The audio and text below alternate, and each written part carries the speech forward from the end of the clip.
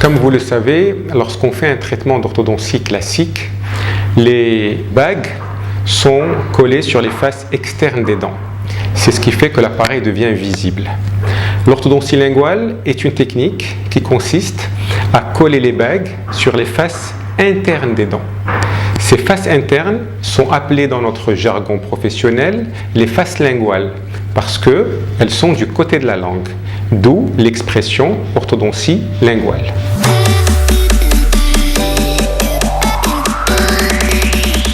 Alors, comme vous pouvez le comprendre, lorsque on place ces attaches sur les faces internes des dents, elles sont de fait cachées par les dents, ce qui fait que l'appareil devient totalement invisible.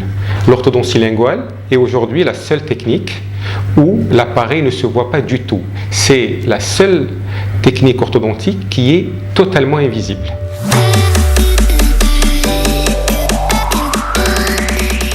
Il y a beaucoup de patients adultes qui ont des problèmes d'alignement dentaire et qui ont envie de retrouver un beau sourire. Sauf que ce désir est souvent freiné par la peur qu'on voit leur appareil dentaire. Avec l'orthodontie linguale et son invisibilité, ils trouvent vraiment une solution idéale puisque le fait de se faire aligner les dents n'entrave plus ni leur vie sociale ni leur vie professionnelle.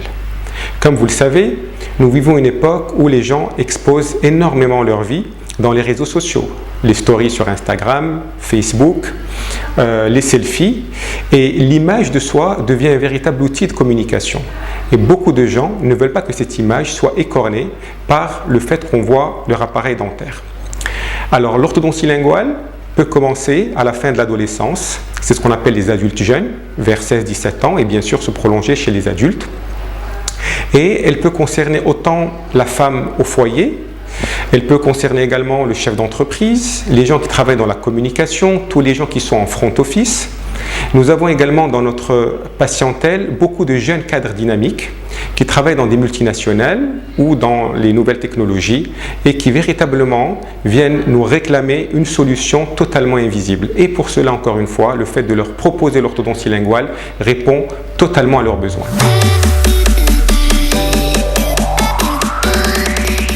Il n'y a pas différents types d'appareillages linguaux, il y a plutôt différentes marques. Il y a plusieurs compagnies internationales qui fabriquent les appareils linguaux. Ce que vous devez comprendre, c'est comment est fabriqué un appareillage lingual. La première différence avec un appareillage classique, c'est que l'appareillage lingual se fait sur mesure. On vous prend des empreintes numériques ou des empreintes réelles et on fait ce qu'on appelle un setup, c'est-à-dire une maquette prévisionnelle de ce que sera le résultat final. Et c'est sur cette maquette qui peut être encore une fois réel ou virtuel, qu'on va monter l'appareillage. Et ensuite, il sera transféré en bouche. Et une fois que nous allons passer nos séquences d'arc, que nous allons mettre les fils qui vont travailler, avec les bagues qui ont été montées sur le résultat final, par rétropédalage, ça va nous ramener au résultat que nous avons prédéterminé. Donc c'est quelque chose qui est vraiment très personnalisé, c'est très technologique et extrêmement personnalisé, comme si vous alliez vous faire un beau costume sur mesure ou une tenue sur mesure. Donc c'est ce qu'on appelle en anglais customisé.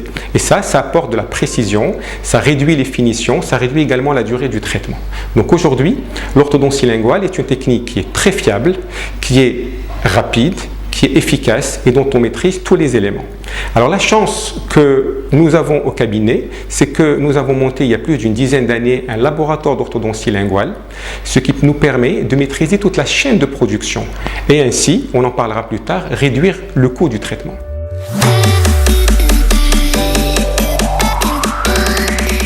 En réalité, il n'y a pas de contre-indication particulière, ce sont les mêmes contre-indications qu'un traitement orthodontique classique. Il y a une contre-indication relative qui est qu'on ne peut pas poser un appareil, qu'il soit lingual ou vestibulaire, si on a un patient qui présente des caries. Donc le patient doit d'abord soigner ses caries. Également, il faut que le patient ait une gencive et un os en bon état. Si nous avons ce qu'on appelle une maladie parodontale qui est active, le fait de placer un appareillage, qu'il soit lingual ou vestibulaire, va accélérer la maladie parodontale. Donc il faut absolument que le patient, lorsqu'il arrive chez l'orthodontiste, ait une bouche en bon état. Maintenant, la seule contre-indication que je peux trouver, c'est par rapport à l'âge. Chez les enfants, jeunes, c'est-à-dire 11 ans, 12 ans, je ne préfère pas placer d'appareillage lingual parce que ça demande un certain entretien, chose que les enfants ne peuvent pas faire, et puis il y a un coût pour les parents, et surtout il n'y a pas ce souci de visibilité. Donc un enfant, comme tous ses camarades, peut totalement supporter le fait de mettre des bagues à l'extérieur.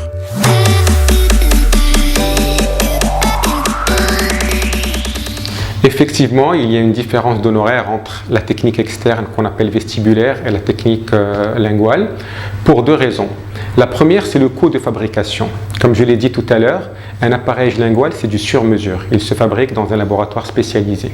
Il y a donc un coût de fabrication qui est plus élevé. La deuxième raison, c'est la pénibilité du travail pour l'orthodontiste, qui à chaque rendez-vous va passer plus de temps sur son patient parce qu'il est très difficile de travailler sur les faces internes. Et tout ceci justifie cette différence de prix qui est de l'ordre de 1 sur 2, c'est-à-dire qu'un appareillage lingual en général coûte 2 fois plus qu'un appareillage vestibulaire.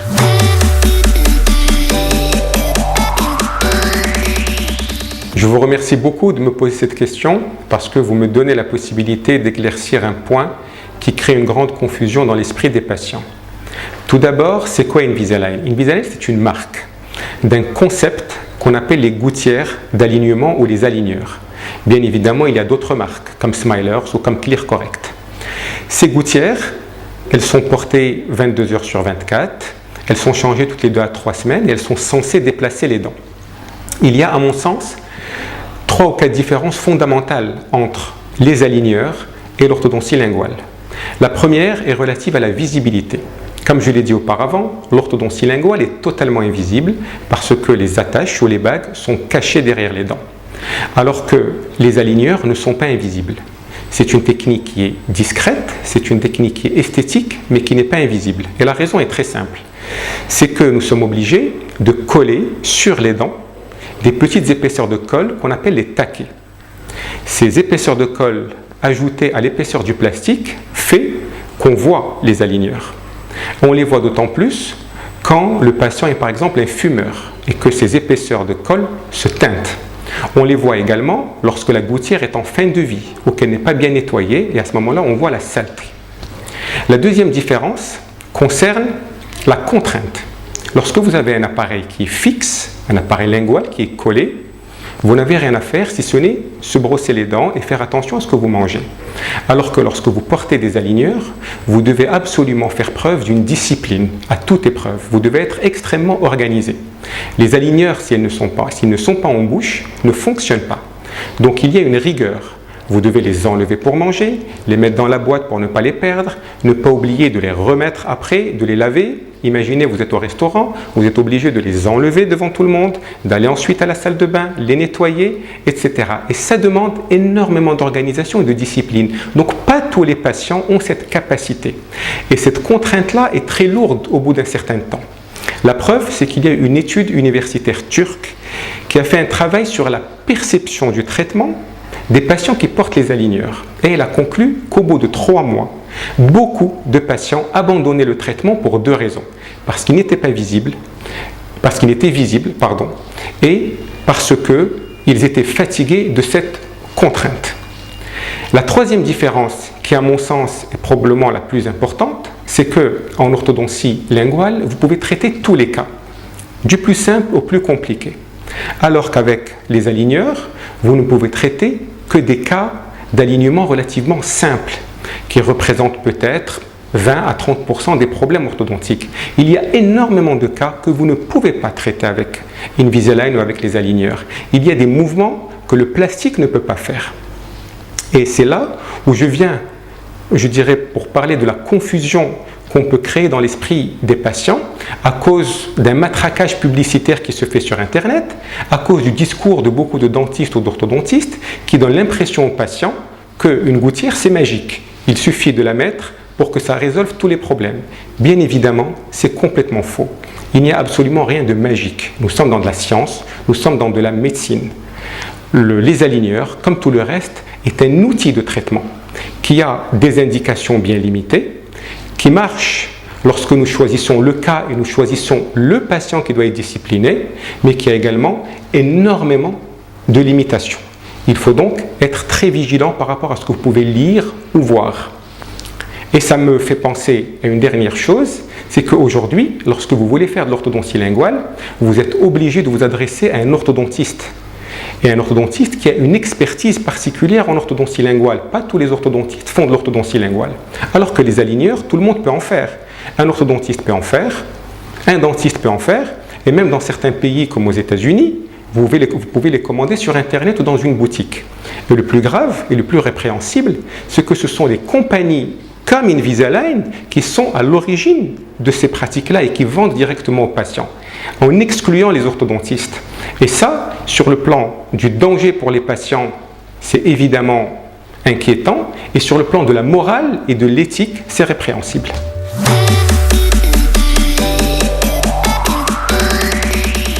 Alors c'est une excellente question. Effectivement, le fait de porter un appareillage lingual va demander certaines précautions à prendre. La première, c'est le brossage. Étant donné qu'on ne voit pas les bagues, il faut faire un effort supplémentaire pour bien se brosser les dents. La deuxième chose, c'est qu'est-ce qu'on doit manger et comment on doit manger. Il est préférable de privilégier, juste après la pose de l'appareil, des aliments relativement mous, une cuisine méditerranéenne, c'est très tendance d'ailleurs, c'est très healthy. Mais également, il faut éviter de croquer, comme pour l'appareillage externe, avec les dents de devant, le temps que le patient s'habitue. La troisième chose, il faut, comme encore une fois pour l'orthodontie classique, en cas de petite douleur, une petite gêne, parce qu'en orthodontie on ne parle pas de douleur, on parle beaucoup plus de gêne, au besoin, prendre un petit comprimé antidouleur les premiers jours. À part ça, généralement les patients s'habituent au bout de 2 à 3 semaines. Il y a également autre chose qu'on rencontre lorsqu'on place un appareillage lingual, c'est des patients qui zozotent les premiers jours. C'est très variable d'un patient à l'autre, mais généralement les statistiques mondiales ont montré qu'au maximum, au bout de 3 semaines, même les patients qui zozotent un peu ne le font plus.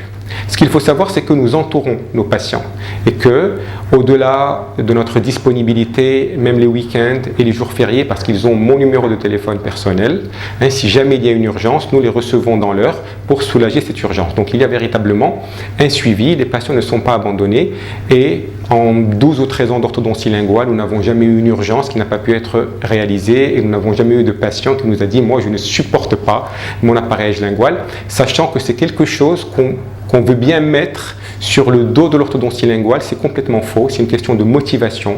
Lorsque vous avez un patient qui est motivé, qui veut un appareillage technologique totalement invisible, il supporte les petites contraintes et comme on dit souvent, on ne peut pas faire d'omelette sans casser des œufs, donc il y a un petit effort à faire et le résultat est au bout du chemin.